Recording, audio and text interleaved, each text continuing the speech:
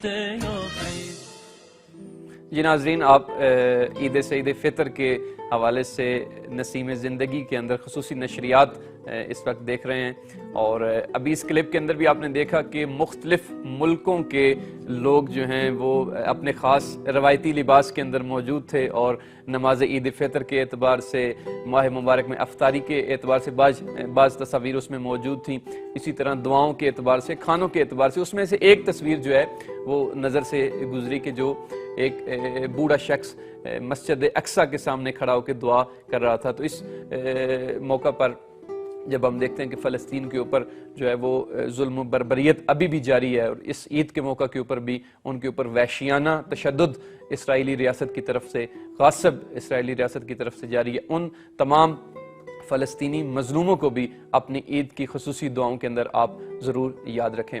آج کے ہمارے پروگرام کی خصوصی مہمان ہمارے ساتھ اس وقت لائن کے اوپر موجود ہیں پروفیسر ڈاکٹر وفا یزداں منش صاحبہ، جو کہ یونیورسٹی آف تہران شعبہ اردو کے اندر پروفیسر ہیں، اور آپ کے مختلف ملکوں کے اندر آپ نے سفر کیا، اور تحقیقی شخصیتیں، علمی شخصیتیں۔ آج ہم نے ان کو دعوت دی ہے کہ عید کے اس موقع کے اوپر جو ان کے مختلف خصوصاً تجربات رہے ہیں مختلف ملکوں کے اندر، اس خاص تہوار کو انہوں نے بھی قریب سے دیکھا، اور خود ایران سے بھی ان کا تعلق ہے، اور آئیے ان سے بات کرتے ہیں۔ اس وقت ہمارے ساتھ لائن پہ موجود ہیں ڈاکٹر وفا یزداں منش صاحبہ۔ السلام علیکم۔ وعلیکم السلام۔ ڈاکٹر صاحبہ، آپ کو پروگرام نسیم زندگی میں خوش آمدید کہتے ہیں، اور عید سعید فطر کے موقع پر مبارکباد عرض کرتے ہیں، اور خصوصی شکریہ ادا کرتے ہیں کہ آپ نے اپنے قیمتی اوقات میں سے ہمارے پروگرام کے لیے وقت نکالا۔ اچھا، سب سے پہلے شاید کہ پہلے میری آواز نہیں آ رہی تھی، میں سامعین کو سلام عرض کرتا ہوں، اور مجھے امید ہے کہ مجھے صحیح سلام ہے ان کی جو یہ جو عید کا بہت خوشی پاتی اور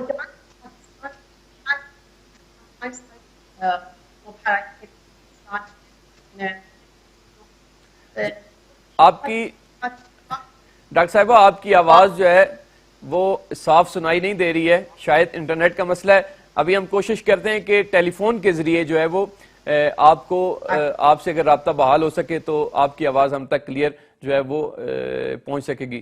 جی ناظرین، ہم کوشش کرتے ہیں کہ ہمارے آج کے جو مہمان ڈاکٹر صاحبہ جو ہیں وہ وفا یزداں منش صاحبہ ساتھ تھی، کوشش کریں گے کہ ان سے رابطہ بحال ہو جائے تاکہ عید کے حوالے سے ان سے بات ہو سکے۔ تو میں بات کر رہا تھا مرحومین کے حوالے سے کہ ہم ان کی قبر پہ جاتے ہیں، اور یہ بہت اچھی رسم ہے کہ ان کو یاد رکھنا چاہیے مرحومین کو، خصوصاً عید کے موقع کے اوپر۔ پھر اسی طرح اپنے رشتہ داروں کے ہاں بہت سے رشتہ دار، آپ یوں کہہ لیں کہ ایک دوری پیدا ہو چکی ہوتی ہے خاندانوں کے اندر۔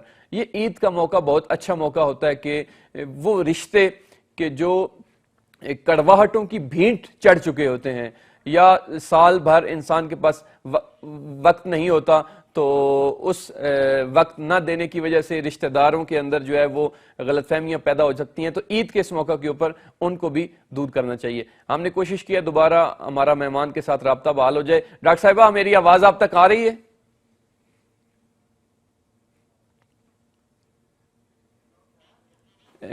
ابھی بحال نہیں ہو سکا، تو میں بات کر رہا تھا عید کے حوالے سے کہ ہم رشتہ داروں کے یہاں بھی جائیں، رشتہ داروں کے ساتھ جو ہے وہ تعلقات، اگر کوئی ناراض ہے اس کو راضی کرنا چاہیے۔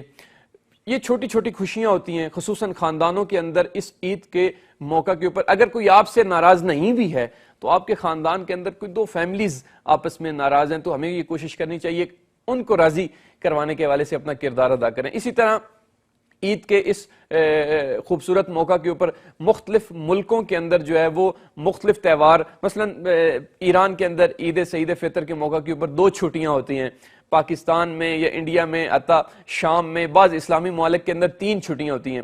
تو ان چھٹیوں کے اندر خصوصاً چھوٹے بچوں کو لے کے، فیملی کو لے کے، بعض دفعہ دوسرے دن یا تیسرے دن جو مختلف پبلک پلیسز ہوتی ہیں وہاں پہ بھی سفر کیا جاتا ہے، اس حوالے سے سیر و تفریح کا جو ایک پہلو ہے وہ بھی عید کے موقع کے اوپر موجود ہوتا ہے. ہم نے کوشش کی ہے دوبارہ ہمارے جو آج کے مہمان ہیں ڈاکٹر وفا یزدان منت صاحبہ کہ ان سے رابطہ بحال کریں. جی ڈاکٹر صاحبہ آپ تک آواز آ رہی ہے؟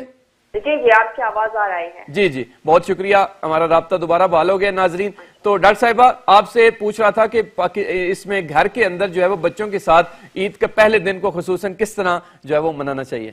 اچھا، مجھے پتہ نہیں کہ جب میں نے سلام عرض کیا میری آواز آ گئی صح یا نہیں آئی. ابھی صاف ہے، ابھی آپ کی آواز بالکل کلیئر ہے. آپ اپنی گفتگو کو میں دوبارہ ایک دفعہ اور سامعین کو اور سارے وہ دیکھنے والوں کو سلام عرض کرتی ہوں. مجھے امید ہے کہ ان کے روزے صحیح چلے گئے ہوں اور ان کی ساری دعائیں قبول حق ہو گئی ہوں، اور یہ جو عید ہے میں سب کو مبارکباد کہتی ہوں. آپ نے جو بچوں کے بارے میں پوچھا، جہاں تک کیونکہ پاکستان میں رہ چکی ہوں اور کئی دفعہ بھی انڈیا جا چکی ہوں، اور یہ عید کا دن کئی دفعہ میں نے قریب سے دیکھا ہے کہ بچے واقعی بہت خوش ہوتے ہیں. ایک تو بہرحال عید کا جو لفظ ہم بولتے ہیں وہ سننے سے بھی اس سے بھی ایک خوشی کا احساس ہوتا ہے. اور دوسری بات یہ کہ جب بچے صاف ستھرے کپڑے پہنتے ہیں اور دیکھتے ہیں کہ گھر کا ماحول کیسا ہے، سب صاف ستھرے ہیں اور اچھی چیزیں گھر میں بنتی ہیں، اور خاص طور پر جو بچوں کو تحفے ملتے ہیں تو ظاہر ہے بچوں کو ایک خوشی کا احساس ہوتا ہے اور محبت بھی ملتی ہے بچوں کو. جو مہمان آتے ہیں یا فون پر رابطہ ہوتا ہے، جو آج کل وہ کورونا کی وجہ سے اس طرح جو آنا جانا نہیں ہے، بند ہے، بہت کم ہوتا ہے، مگر وہی جو فون پر رابطہ ہوتا ہے، خوشی کا احساس ہوتا ہے، عید مبارکباد کہی جاتی ہے، بہرحال بچے بھی خوش ہوتے ہیں.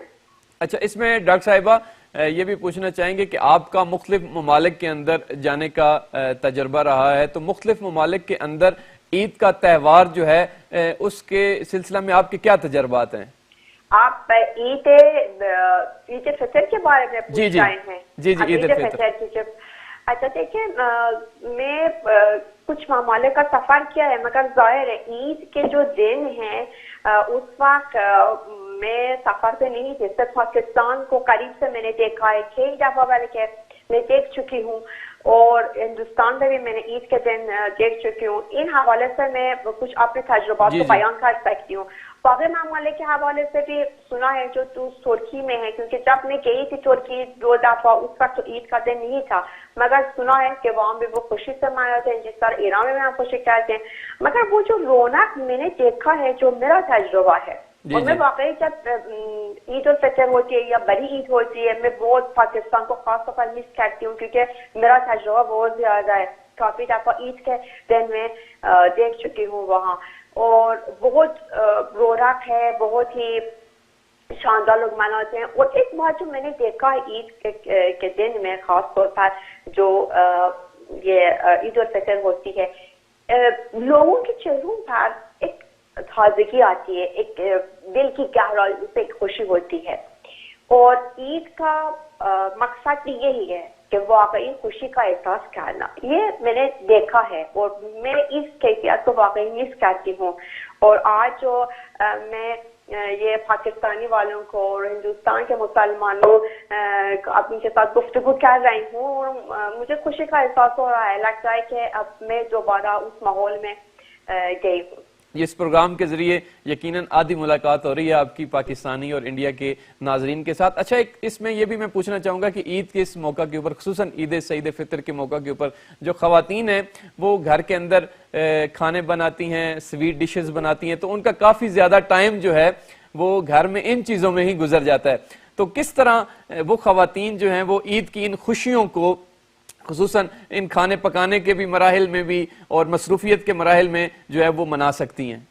اچھا، جیسے یہ بھی جہاں تک میرا تجربہ، اگر صرف ہم سنیں کہ خواتین ہر وقت تو کچن میں ہیں، ہر وقت تو کھانے پکانے میں، خاص طور پر جو سویٹ ڈشز میں نے دیکھا تھا تو بلکہ ایک رات پہلے سے وہ بنا کے وہ رکھتی تھی خواتین. جس طرح کہ ہم صرف یہ آپ کی باتیں سنیں گے، اگر جن لوگوں نے نہیں دیکھا ہو پھر یہ سوچے کہ واقعی خواتین پر بہت زیادتی ہو رہی ہے. لیکن جیسا میں نے دیکھا ہے مجھے نہیں لگتا کہ کسی خاتون کو اس حوالے سے کوئی شکایت ہو. جہاں تک میں نے دیکھا ہے کہ وہ ایک دن پہلے سے وہ شروع کرتے تھے کھانا پکانا, گھر کی صفائی, تو کبھی میں نے ان کے چہرے پر کوئی ثقافت میں نے نہیں دیکھی, کیونکہ وہ خوشی سے کرتے ہیں. جب انسان دل سے پورے عشق سے کسی چیز کا اہتمام کرے, مجھے نہیں لگتا کہ کوئی تھکن کا احساس بھی ہو. اور ظاہر ہے اگر اس طرح کی چیزیں کھانا گھر میں نہ پک جائے تو پھر عید ہی نہیں ہوگی. اور اس کے علاوہ بھی اگر اور میں نے دیکھا ہے مرد بھی صبح وہ نماز کے لیے نکالتے تھے, جہاں تک میرا تجربہ دیکھا, اور بچے بھی ساتھ دیتے ہیں. اور مجھے نہیں لگتا کہ کوئی ثقافت ان کو محسوس ہو گئی ہو. اچھا, آخر میں ہم یہ بھی پوچھنا چاہیں گے کہ ایران کے اندر جو عید سعید فطر کا تہوار ہے, اس کو کس انداز سے آپ دیکھتی ہیں؟ کس پاکستان, انڈیا اور ایران میں کیا فرق ہے خصوصاً عید سعید فطر کے تہوار کے اعتبار سے؟